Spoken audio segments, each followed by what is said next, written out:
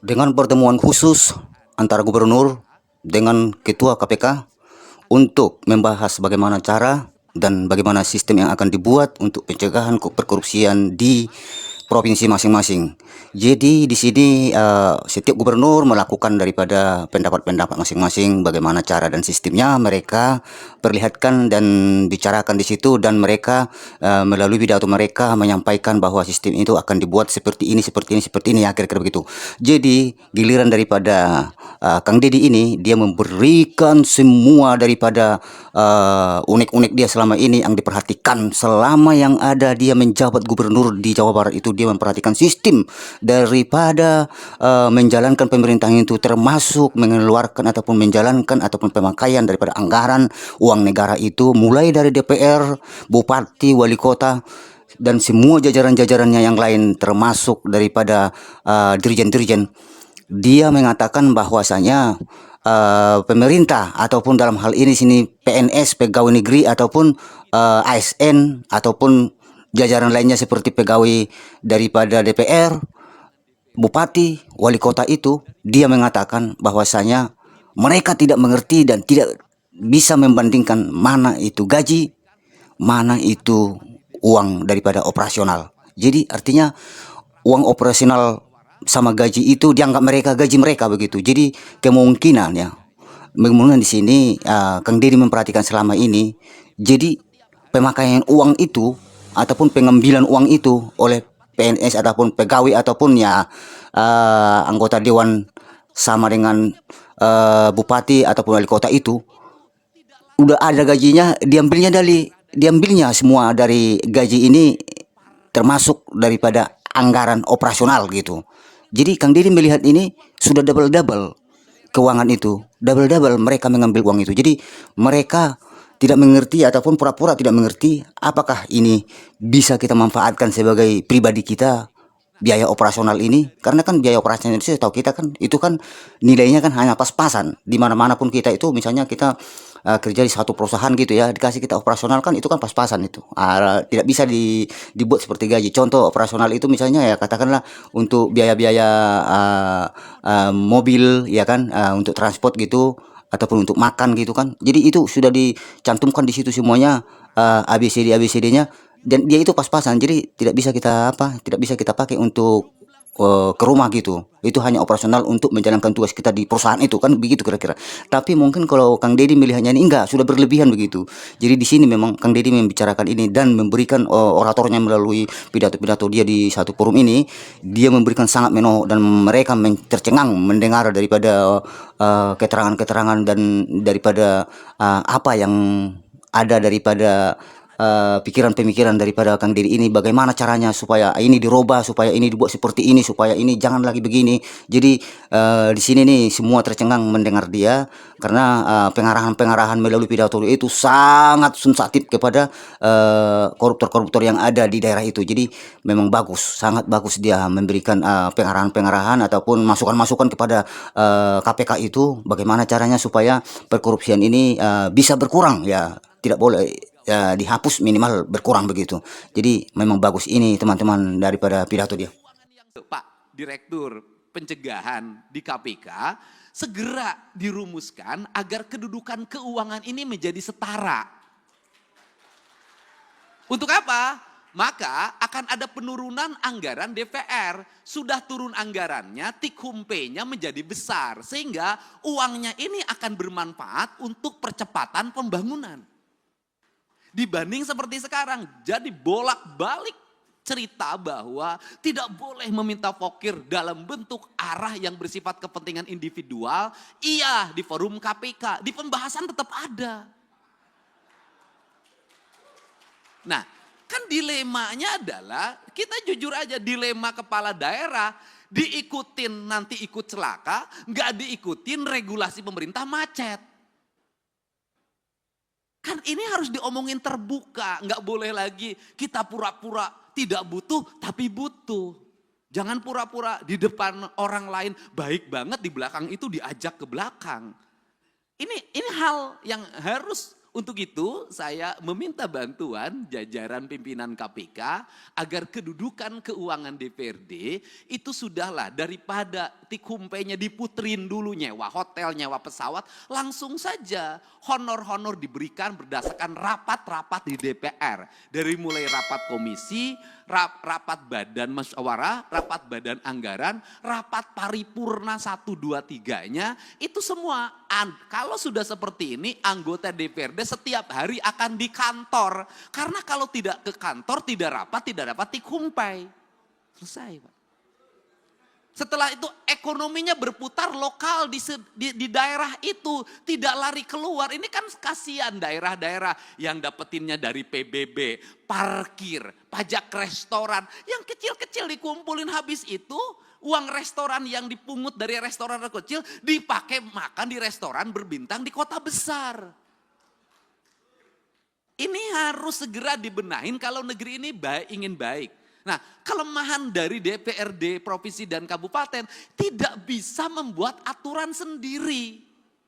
Karena seluruh aturannya dibuat oleh kementerian. Beda dengan DPR RI, bisa ngundang kementerian, langsung aturannya bisa direvisi. Itu bedanya. Modalnya sama, kedudukannya berbeda. Ini pertama. Yang kedua, di internal birokrasi ada inefisiensi birokrat. Apa itu? Jumlah pejabatnya banyak. Jumlah orang yang memiliki golongan 4B, 4C, 4D-nya itu banyak. Di provinsi, orang yang sudah punya jabatan itu nggak bisa kayak di kepolisian langsung menjadi perwira diparkirkan. Dia akan gugat ke PT UN, harus punya jabatan. Karena dia harus punya jabatan walaupun merit system, itu kan administrasi merit system itu. Bekerja itu kan bukan pada wilayah angka, pada wilayah eksekusi. Nah, akhirnya di hampir semua pemerintah daerah itu memiliki struktur jabatan yang sangat banyak, memiliki jumlah penjabat yang sangat gemuk, kemudian juga sistem pengelolaan birokrasinya tunjangan terhadap pegawainya adalah tunjangan kinerja. Ini inefisiensi keuangan sangat luar biasa, itu terambil dana untuk pembangunan, untuk itu sangat besar hampir 60%. Dan yang paling utama adalah hari ini kita harus tahu semua orang bahagia lewat apa? Laporan administratif yang bersifat digital. Akhirnya tukin-tukin itu hanya ditukerin dengan foto, dengan video. Tukin dengan foto dan video yang tidak berbasis praktis dan kebutuhan publik itu memiliki dampak yang luas terhadap rendahnya layanan birokrasi. Nah, kalau bicara rendahnya layanan birokrasi, apa sih yang dituntut oleh masyarakat terhadap pejabat publik? Ceritanya itu tidak panjang mereka itu. Satu, mereka pasti bercerita pengen punya jalan yang baik. Dua, pasti pengen punya cerita, punya layanan kesehatan yang memadai. Semakin dipilih oleh rakyat, maka rakyat ingin selalu free. Free puskesmas, free rumah sakit. Kemudian free sekolah, semua free. Seluruh free ini juga mohon maaf tidak berbanding terbalik dengan perilaku publik. Satu sisi negara mengeluarkan uang sedemikian besar untuk layanan publik, tapi publik juga tidak punya kesadaran untuk membangun postur dirinya. Saya berikan contoh, negara memberikan layanan terhadap layanan pendidikan free dari SD sampai SMA, terutama di sekolah pemerintah. Free. Tetapi di sisi lain, anak-anak sekolah kita uang jajannya 25.000 sampai 30.000. Tidak berbanding terbalik antara apa? Peningkatan ekonomi rakyat dengan beban belanja pemerintah yang tinggi. Akhirnya beban pemerintah belanja yang tinggi, rakyatnya juga tidak berikan edukasi untuk melakukan efisiensi dalam hidupnya. Akibatnya laju pertumbuhan ekonominya rendah dan konsumtif. Nah, hari ini tuntutan negara itu hanya mengarah pada pejabat negara. Selalu katakan ganti pemerintah, ganti gubernur, ganti bupati. Kalau menurut saya, dalam analisis saya, rakyatnya juga harus diganti. Enggak bisa, Pak. Model pendekatan warga seperti hari ini, apalagi model pendekatan media sosial yang saya jalani dan saya lihat, gak bisa jadi pemimpinnya kalau tidak memiliki tangan besi, publiknya juga harus diedukasi. Bukan hanya pejabat publiknya, bukan hanya anggota DPR-nya, publiknya harus diedukasi. Saya berikan contoh, misalnya pelaporan ke KPK, saya sampaikan ke Pak Direktur, apakah murni didasarkan pada orang yang konsen pada pada korupsi? Tidak. Kebanyakan orang yang tidak terpuaskan kalah tender, lapor KPK. Kalau menang nggak lapor.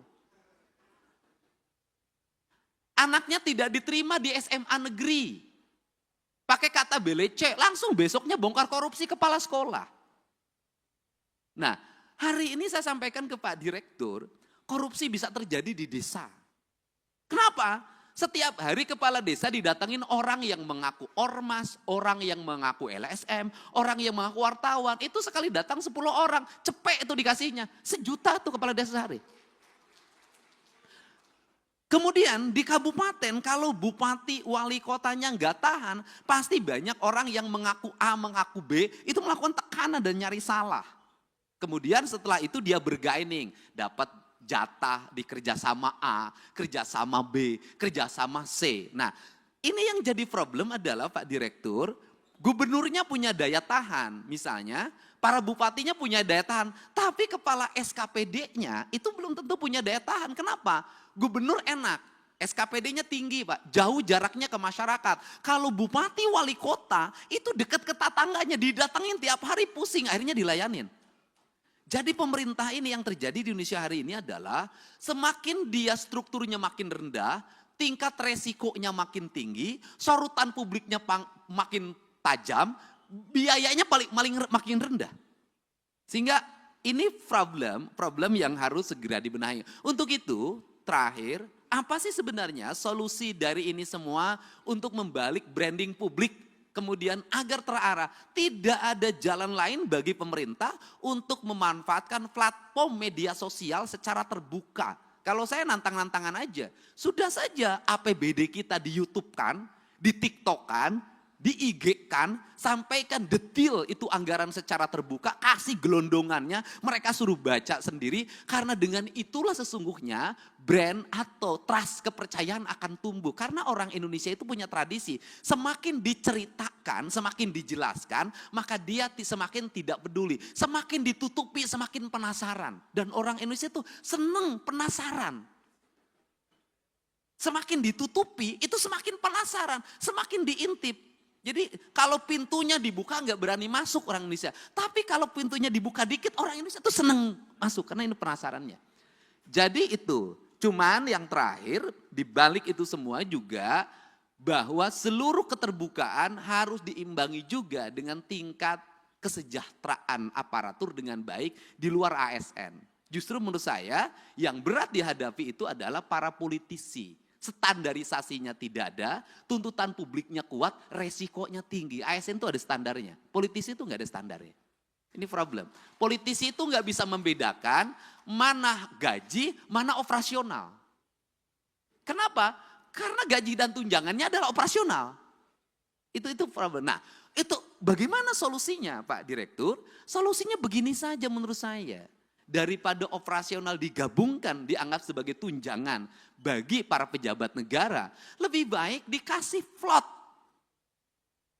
Dari total APBD yang dimiliki, berapa plot yang disiapkan oleh pemerintah dalam bentuk nilai, misalnya gubernur itu misalnya taruhlah 5 miliar atau 10 miliar, yang itu bisa didisposisi untuk menyelesaikan problem-problem sosial secara langsung, agar dia bisa eksekusi.